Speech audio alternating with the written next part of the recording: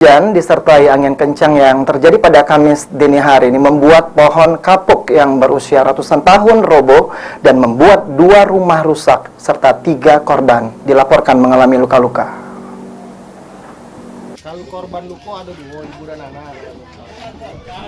Inilah kondisi rumah warga Suhadi di Jalan Kiai Haji Azhari, Lorong Nurul Huda, Kelurahan Tangga Takat, Kecamatan Seberang Ulu 2, Palembang, yang mengalami rusak parah karena tertimpa pohon tumbang.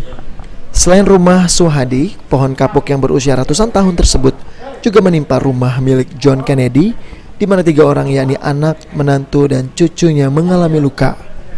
John Kennedy mengatakan kejadian bermula pada saat hujan dan disertai angin kencang.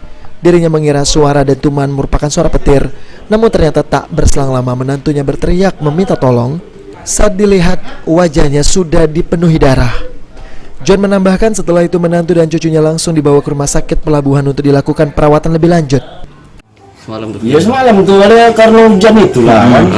Nah hujan angin itu tahu-tahu uji aku tadi kalau seandainya petir. Tahu-tahu batang itu. Kejenguk mantuku itu berteriak tolong apa aja. Nah apa kejenguk pas ku balik langsung dapat simbah darah lalu 3 beranak tuh. Simbah darah itu pindah dari sini.